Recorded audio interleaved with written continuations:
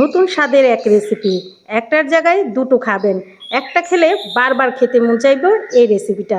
আসসালামু আলাইকুম viewers, welcome to my channel Rukhsana's mini kitchen. চলে আসলাম নতুন আরও একটি রেসিপি নিয়ে। এটা তৈরি করা যেমন সোজা, খেতেও কিন্তু হয় অসম্ভব মজার। চলুন তাহলে দেখে নেওয়া যাক। প্রথমে একটা পাত্র নিয়ে নিয়েছি আর তার মধ্যে নিয়ে নিয়েছি দুইটা মিডিয়াম সাইজের আলু। আমি সিদ্ধ করে নিয়েছি, সেটাই এখন আমি কাঁটা চামচের সাহায্যে খুব ভালো মতন ম্যাশ করে নিচ্ছি।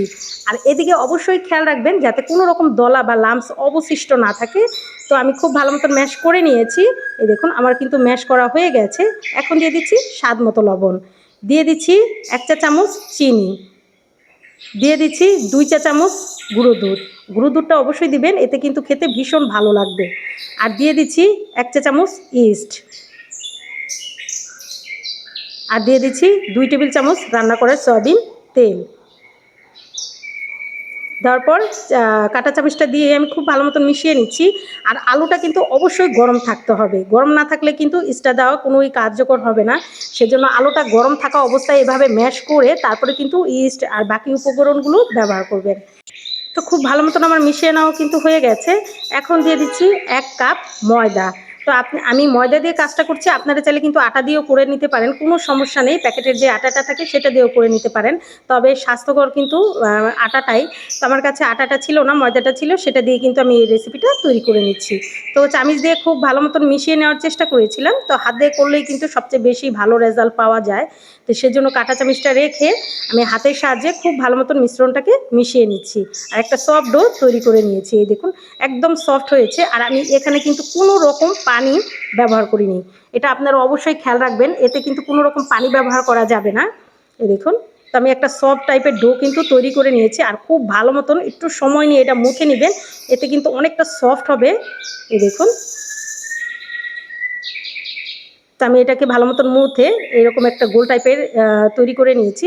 এখন ঢাকনা দিয়ে ঢেকে রেখে দিচ্ছি প্রায় আধা ঘন্টার মতন। তো আধা ঘন্টা পর দেখুন আমার ডোটা ফুলে কিন্তু ডাবল হয়ে গেছে, একটু খেয়াল করলে বুঝতে পারবেন। তো এটার মধ্যে যে বাতাসটা আছে সেটা কিন্তু আমি বের করে দিয়েছি। আর দেখুন এটাকে আমি কিন্তু আবারও বেশ কিছু সময় মুথে নেব।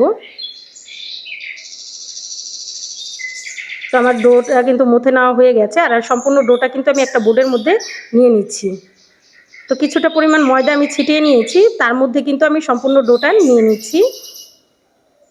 এতে কিন্তু আমাদের লাম্বাটে শেপ দিতে সুবিধা হবে।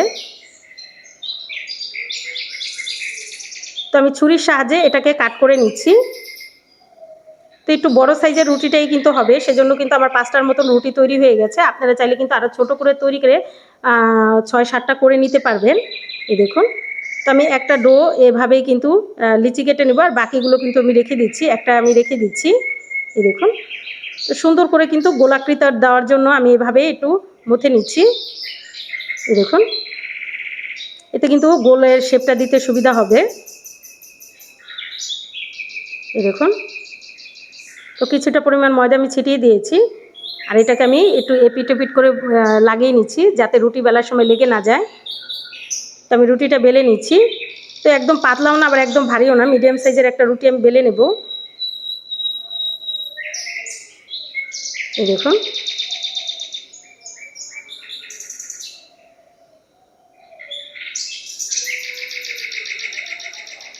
দেখুন তো আমি রুটিটা কিন্তু বেলে নিয়েছি। আর দেখুন কতটা সুন্দর হয়েছে এই রুটিটা। তো আমার রুটিটা বেলা নেওয়া হয়ে গেছে। আর মিডিয়াম সাইজের একটা রুটি কিন্তু আমি বেলে নিয়েছি। আর রুটিটা কিন্তু অত বেশি ভারী না, একটু পাতলা টাইপেরই তৈরি করে নিয়েছি।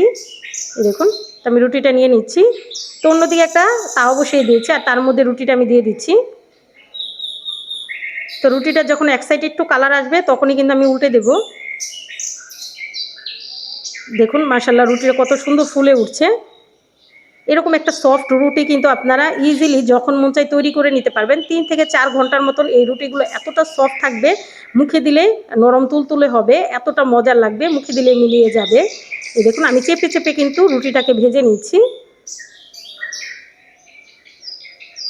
আপনারা মাংসের সাথে যে কোনো সবজির সাথে কিন্তু এই রুটিটা খেতে পারেন, সেটাও কিন্তু খেতে ভীষণ ভালো লাগবে। চানার ডালের সাথেও কিন্তু এই রুটিটা অসম্ভব মজার লাগবে। তো আপনারা যেটা মন চায় সেটা দিয়ে কিন্তু তৈরি করে খেতে পারেন। এই দেখুন আমার একটা রুটি কিন্তু ভাজা হয়ে গেছে। তো সেম পদ্ধতিতে আমি বাকি রুটিটাও নিয়ে নিয়েছি আর এইভাবেই কিন্তু আমি এটাকে বেলে নেব। তো তো কিছুটা পরিমাণ ময়দা দিয়ে দিচ্ছি। তারপরে কিন্তু এপিট ওপিট করে আমি এটাকে বেলে নিচ্ছি। দেখুন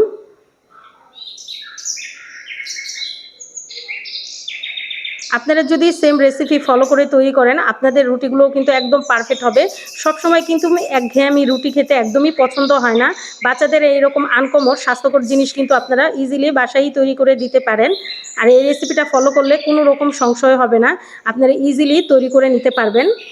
এই দেখুন আমার আরেকটা রুটিও কিন্তু হয়ে গেছে। তো আমি এই রুটিটাও কিন্তু এখন ভেজে নেব। তো তার মধ্যে আমি দিয়ে দিচ্ছি। তো যখন এইভাবে ফুলে উঠবে তখনই কিন্তু আমি রুটিটাকে উল্টে দিচ্ছি। আর এই রুটিটা এতটা সফট হয়, আপনারা যদি নিজেরা না তৈরি করে খান বিশ্বাসই করতে পারবেন না এই রুটিটা যে এতটা সফট হয়। আর আনকমনভাবে কিন্তু আমি তৈরি করে দেখানোর চেষ্টা করেছি। আশা করি আপনাদের কাছে আমার এই রুটির রেসিপিটা ভীষণ ভালো লাগবে আর খুবই উপকৃত হবেন। আর খেয়ে তো এটার ফ্যান হয়ে যাবেন, এতটা মজার হয় এই রুটিটা। সবজির সাথে যে কোনো তরকারির সাথেও কিন্তু এই রুটিটা খেতে দুর্দান্ত লাগে। তো আমি এপিট ওপিট করে কিন্তু চেপে চেপে রুটিটাকে ভেজে নিচ্ছি। আর কতটা পারফেক্ট হয়েছে রুটিটা সেটা কিন্তু আর বলার অপেক্ষা রাখে না। তো এভাবেই কিন্তু আমি বাকি সবগুলো রুটি ভেজে নেব। এই দেখুন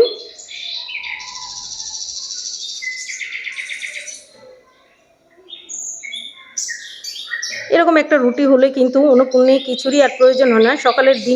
সকালটা যদি ভালো যায় তাহলে কিন্তু আর কোনো কিছুরই প্রয়োজন হয় না। সকালে যদি এরকম একটা মজাদার রুটি হয় এটা কিন্তু আপনারা শুধু শুধুও খেয়ে ফেলতে পারবেন, এতটা মজার হয় এই রুটিটা। তো আমি একে একে সবগুলো রুটি কিন্তু এভাবে চেপে চেপে ভেজে নিচ্ছি। মাশাআল্লাহ আমার রুটিগুলো এতটা সুন্দর হয়েছে আর এতটা ফুলকো হয়েছে সেটা দেখেই বুঝতে পারছেন। তো সেম পদ্ধতিতে কিন্তু আমি সবগুলো রুটি এভাবে ভেজে নিয়েছি। আর দেখতে কতটা সুন্দর হয়েছে আর কতটা ফুলকো ফুলকো হয়েছে। এই দেখুন কতটা সফট হয়েছে সেটা আমি আপনাদের দেখিয়ে দিচ্ছি। একদমই সফট, মুখে দিলেই মিলিয়ে যাবে এই রুটিটা। অনেক রুটি আছে ১-১.৫ ঘন্টা থাকার পরেই কিন্তু রুটিটা শক্ত হয়ে যায়। আর এই রুটিটা কিন্তু আপনারা ঘন্টার পর ঘন্টা রেখে দিতে পারবেন, কোনো রকম শক্ত হবে না। এই দেখুন কতটা সফট হয়েছে আর ভিতরটাও কতটা ফ্লাপি হয়েছে সেটাও আমি আপনাদের দেখিয়ে দিচ্ছি। তো রেসিপিটা আপনাদের কাছে কেমন লাগলো অবশ্যই আমাকে কমেন্টের মাধ্যমে জানাবেন। আর যারা এখনও আমার চ্যানেলটাকে সাবস্ক্রাইব করেন না, আমার ভিডিওগুলো যদি আপনাদের কাছে কোনো অংশে একটু হলেও ভালো লেগে যায় অবশ্যই আমার চ্যানেলটা সবাই সাবস্ক্রাইব করে আমার চ্যানেলের পাশেই থাকবেন। লাইক, কমেন্ট এবং বেশি বেশি করে শেয়ার করে দিবেন। যারা ফেসবুক পেজ থেকে দেখছেন অবশ্যই পেজটাকে ফলো করে দিবেন। সবাই ভালো থাকবেন, সুস্থ থাকবেন।